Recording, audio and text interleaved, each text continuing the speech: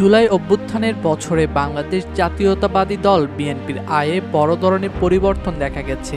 এ আয়ে বহু বছরের মধ্যে শীর্ষ বিএনপির জ্যেষ্ঠ যুগ্ম মহাসচিব রুহুল কবির রিজভীর নেতৃত্বাধীন একটি প্রতিনিধি দল রবিবার ইসি সচিব আক্তার আহমেদের কাছে 2024 পঞ্জিকা বছরের আর্থিক বিবরণী জমা দেয়। রিজভী যে তথ্য দিয়েছেন তাতে 2024 সালে বিএনপির আয় বেড়েছে 15,65,94,842 টাকা, যা আগের বছরের চেয়ে 41% বেশি।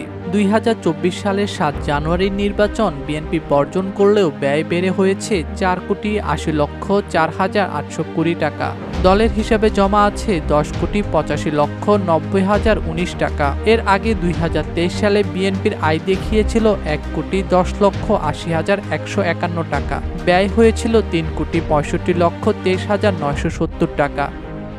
এক প্রশ্নের জবাবে রিজভী জানান, সদস্যদের মাসিক চাঁদা, বই পুস্তক বিক্রি, ব্যাংক সুদ ও এককালীন অনুদান থেকে আয় হয়েছে।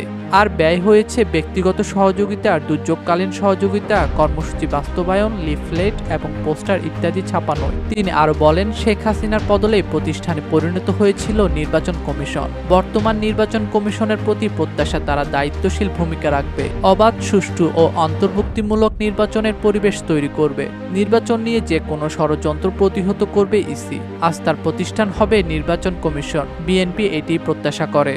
গত 7 জুলাই ইসি সিনিয়র সচিব আক্তার আহমেদ বলেছেন, নিবন্ধিত দলগুলোর আয় ব্যয়ের হিসাব চেয়ে চিঠি দেওয়া হয়েছে, তবে আওয়ামী লীগের নিবন্ধন স্থগিত থাকায় তাদের চিঠি দেওয়া হয়নি। গণপ্রতিনিধিত্ব আদেশ অনুযায়ী প্রতি বছর 31 জুলাইয়ের মধ্যে আগের পঞ্জিকা বছরের আয় ব্যয়ের হিসাব দলগুলোকে নির্বাচন কমিশনে জমা দিতে হয়। গণপ্রতিনিধিত্ব অধ্যাদেশ অনুযায়ী পরপর 3 বছরে দলের আয় ব্যয়ের হিসাব জমা না দিলে সংশ্লিষ্ট দলের নিবন্ধন বাতিলের বিধান রয়েছে।